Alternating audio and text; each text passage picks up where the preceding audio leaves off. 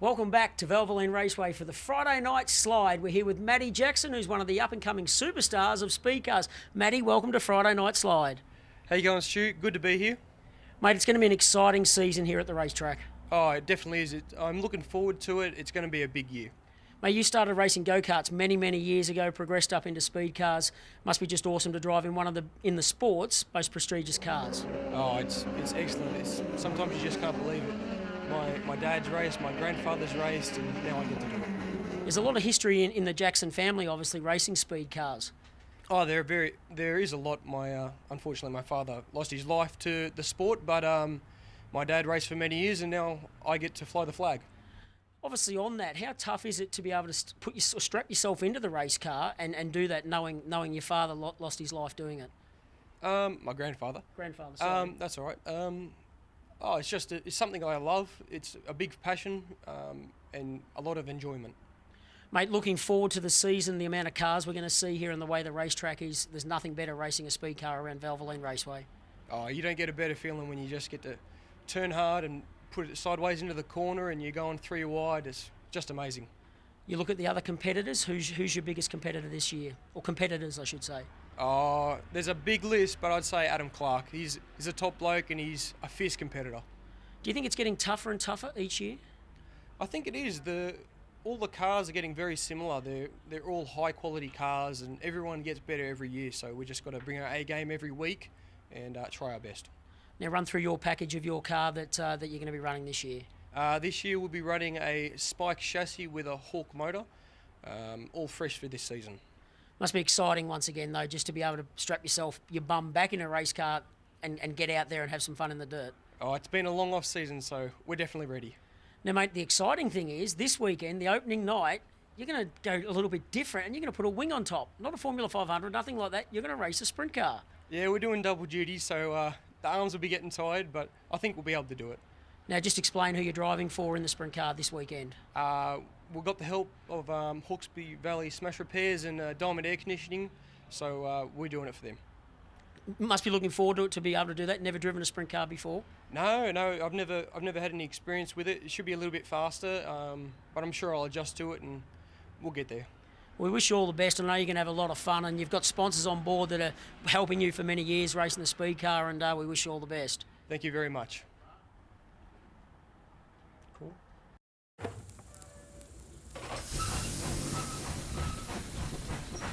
For as long as there have been engines, there's been a guy under the hood, looking for a few more horses. And Valvoline was right there too, creating the next great oil for the next great engine. From the world's first high-mileage oil to the first synthetic blend.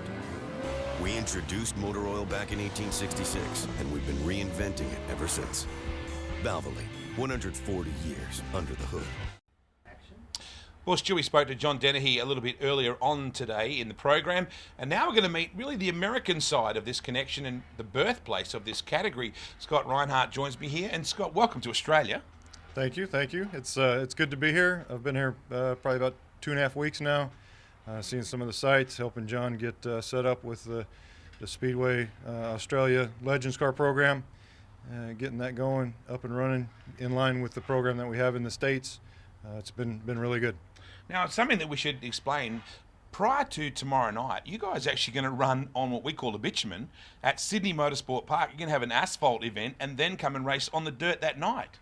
Yes, sir. We do that in the States. We have done that since almost day one, where we'll race asphalt circle track, asphalt road course, and dirt, all with the same car. A few setup changes, different tire for the dirt, but other than that, same car, same drivers.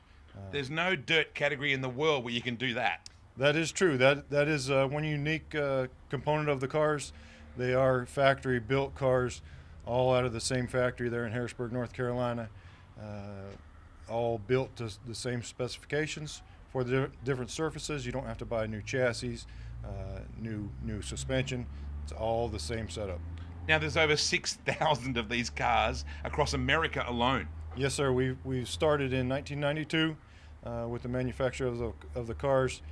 They are built in an assembly line fashion there in Harrisburg. And yes, there's 6,500 cars to date out there being raced probably 175 racetracks that we race at each year across the United States. We're also in about 25 other countries, England, now Australia. We've been here for about 3 years now. John has really come in line with our program, being involved with our points system. We do have an international point system that we keep through all the competitors across the world, that they can all compete against each other. It surprised me that there's actually a couple of countries in Europe where you're very strong as well. Yes, sir. They do. We actually have 2 classes there. They don't do a lot of dirt track racing there, but we do have the road course and the asphalt circle track stuff there. And again, they're all part of the international point system that we keep there in the U.S. Now, you've been with us for the last week or so in and around Valvoline Raceway. You can see it's all still going on here right now. We're going to be ready in time, but it's an impressive little place. It is. There is a few tracks that may be on the same level as Valvoline Raceway with the big screen in the States, but very few. It's great to see other places stepping up to the plate. This day and age, I think racing needs a boost like that, where people are getting back interested in racing. The money, the effort, the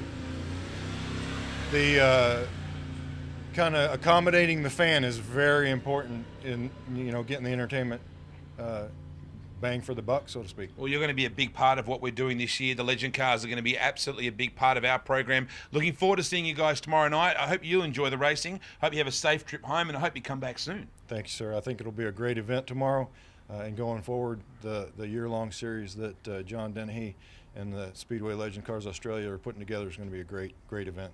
And then we can confirm October 25, Adam Brand will be back behind the wheel of a legend car. A legendary country music performer gets back behind the wheel. It's all happening here at Valvoline Raceway on the Friday Night Slide.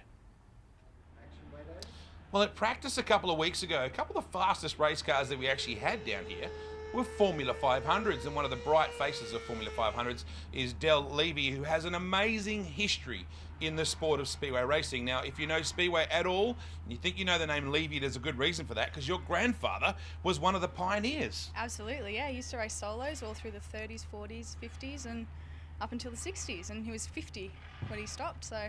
Wow. You must be so proud of your heritage in this sport. Absolutely. No, it's great to come from a legacy and a well-respected legacy of races. Now, 2 wheels is not something that you're scared of, and your brother certainly embraces that as well. So not only 2 and 3 and 4 wheels, you ride sidecars, you ride solos, you ride anything you can get, basically drive or ride. Anything. Go-karts, everything. Anything that's got a motor in it, we're doing it. So was that something that came from your dad? Like, what is your dad's history? Did he race too? Yeah, Dad raced 500, so we started off racing, following him around racing Formula 500s until Mitch and I, my brother, started racing ourselves, and then he's now crew chief. Yeah, and he spends a fair bit of time on 2 wheels as well. Absolutely. Yep. No, we're all committed to absolutely everything we do. So. What is it about Formula 500s, Dell? Why are you in that class? I don't think there's a better division. Okay. It's fast, it's fun, everyone's friendly, and yeah, look, it's good fun. Were you happy with your hot laps here the other night? Very happy. I've got a really strong motor this season, so it's something I'm really looking forward to. I had a few tweaks on the setup, but everything's come together really well. Now, you've been around this sport a long time, and you've seen this Speedway in many different forms. I doubt you've seen it more exciting than it is right now. I'm actually really excited. This is the first season that I've started off with this much energy and this much excitement for what's going to happen. Now, tell me about your career this year. Like, what's your schedule? How often will you race? You're here with us on November 1? Yeah, here on November 1, and then I've got 15 shows planned all over New South Wales, so all the way up from Gunnedah, Gilgandra, all the way down the south coast to Nowra. Very competitive class. Very competitive. Will you go down south to race with any of the Victorians? Budget pending. Mm-hmm. I will try my hardest, but I'm not sure if we'll get there. Now, I was looking down at your car before. You've obviously got Atlantic Performance Oils on board, but there's a lot of room for more sponsors. A lot of room for more sponsors. I have to say thank you to Atlantic, my first ever sponsor, and they've come across, and it's a massive help for this season. Now, during the day, what job do you do? I work in the mortgage and finance industry. I'm a business relationship officer, which just looks after marketing and events, as well as small business development roles. Busy? Very busy. Now, a couple more weeks to race with us. Will you race before then anywhere else? No. I'm off until November 1st. Excellent. How much of your granddad's racing is there any much video clips and sort of much YouTube at all? It was a long time before a lot of this became popular. every week we're finding something. So thank you to Facebook for, Yeah. it's an incredible tool finding all this. So the family loves it when we find new footage and new photos that we haven't seen. So good to have the Levy family still involved in the sport after such a long time, when Lionel was one of the pioneers of Speedway racing. Dell, great to have you on our program. The car looks fabulous. Dad looks pretty proud. Good luck on November 1. Thanks very much. Thank you. Good luck. She's a great little racer, that is for sure. Let's catch up with the second part of our interview now with Stephen Green and talk about some of the changes to the format and the competition for sprint cars.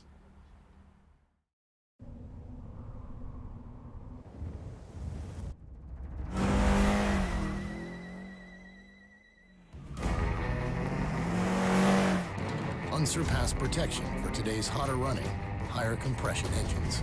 Valvoline with next-gen technology. Made with 50% recycled motor oil. Finally, performance meets environment. We'll make a tree hugger out of you yet. Well, Steve, earlier in the show we talked about the improvements to the facility, and there are so many of those. Some big changes on track as well, particularly with the format for sprint cars. Yeah, look, we've gone back to an outlaw sort of format, but we know that the fans love to see more than just the one heat. So we've developed a format that also includes 2 dashes. Now, every time the guys go out on the track, it's going to mean something. We don't want any of this luck of the draw or someone got inverted to somewhere. We want people racing for their position. And, you know, the cream will always rise to the top, but you're going to see some of the young stars of our sport start to really take to the new format, and I think we'll see some surprises throughout the year. 56 cars on the first night is a very encouraging sign that teams want to be here. And WA, South Australia, Northern Territory, Queensland, Victoria. Well, you know, 56 is beyond our expectation. I looked at the program from last year. I worked out how many cars were at each event, and I think I seen there was about an average of 38 cars, which included the international season. And I thought maybe we'll get 40, 45 for the first show. To get 56 is, just shows that everybody really believes in what we're doing here, and that's a great sign for us for the future. There's a bit of a link to royalty in sprint cars this year with some kings that might be lured here. Yeah, there's a number of guys that we've been working on, and if you want guys to come out here and race at Sydney Speedway, Valvoline Raceway, we need the best, and we've gone for the best. So this year we aim for the kings. We just had Kerry Madsen win the Kings Royal, the first Aussie. A great effort, a proud Sydney boy. So Kerry's coming back. Kerry will be here from January the 1st. The second king that we can announce will be Brad Sweet will be here, a great American. He put on a hell of a show last year for the Dali Challenge, and we're really looking forward to having Brad back here as well. And we'll have another couple to announce very soon. Now let's talk about the Scott Darley Challenge, an event that is very emotional for so many people in this city, and it's getting a real revamp this year, and a concept I think that would have made Scotty smile as well. Yeah, we had a real good look at the format and how it's been done in the past. We wanted to keep that challenge aspect of the Scott Darley Challenge, but we also wanted to try and make it special, make it different.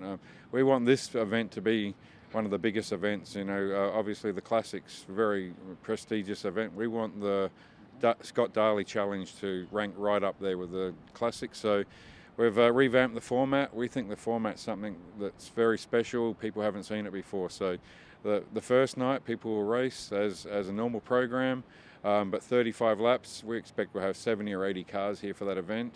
And then the next night, they will go back and start again. But the challenge will be the guy that wins the first night, if he makes the A main on the second night, if he decides to start from 19, which is the special number that Scott used to wear on his race car, if the winner of the first night starts from 19 on the second night, he can win an extra $19,000. So all up, there's $19,000 on the first night, $19,000 for the second night. But if the winner of the A main on the first night takes the challenge, another 19. So all up, $57,000 on the line for the Scott Darley Challenge. Before we go, Brian Healy, a man that you had a great friendship with and a great working relationship here, who'd be very, very proud of the way this facility looks today. And of course, the 410, it was remarkably, some 11 years ago that the 410s were introduced to this country. It was controversial at the time. 11 years to the day, yes, very controversial. I still remember Dean Neal was with me in the office, and Brian and I I knew Brian always wanted to go 410s. Brian and his good mate Barry Lewis always talked about it, and Brian said, I'm going to do it. I thought, yeah, sure, Brian, you know, you'll try, but it won't happen. The hierarchy and the control council and so on won't let it happen. But Brian said it has to happen. For our sport, for the sake of our sport, it needs to happen. So Brian said, we're going to do it. And when he talked to me about bringing the Outlaws to Australia, I knew that we could make it a possibility. So there was one day he walked out of the office, it was in May, and he said to me, 410s, make it happen. So when Brian said, make something happen, you had to make it happen. Otherwise, I probably wouldn't have had a job. So we worked hard and got everyone behind us. It took a while. Obviously, people were skeptical, but I think, you know, people were talking about broken drive lines and so on, but everyone now realises it's the best thing that we could do. Kerry Madsen won the King's Royal this year, and I think Kerry would say, you know, going 410s in Australia helped his career. I think it's going to help a lot of our young guys in the future as well. We're going to have not just King's Royal champions, but hopefully one day a Knoxville Nationals champion, and I think going 410s has helped. It's a special day, happens to be the 4th of the 10th as well today, so on Saturday. So 410, 14, go backwards, it's the same, so it's very special. I think Brian would be very proud of what he'll see here. I'll be coming tonight, party. Yeah, grandparents just dropped in. Yeah. That noise, that's their poodle. Oh, it's a crossbreed. It's one of those pit bull oodle. Down, Dinky! Down, Dinky! This Saturday night, catch 900 horsepower sprint car racing, plus a wild demolition derby. Kids under 12 free, only at Sydney's new look, new attitude Valvoline Raceway. Runs rings around your average Saturday night.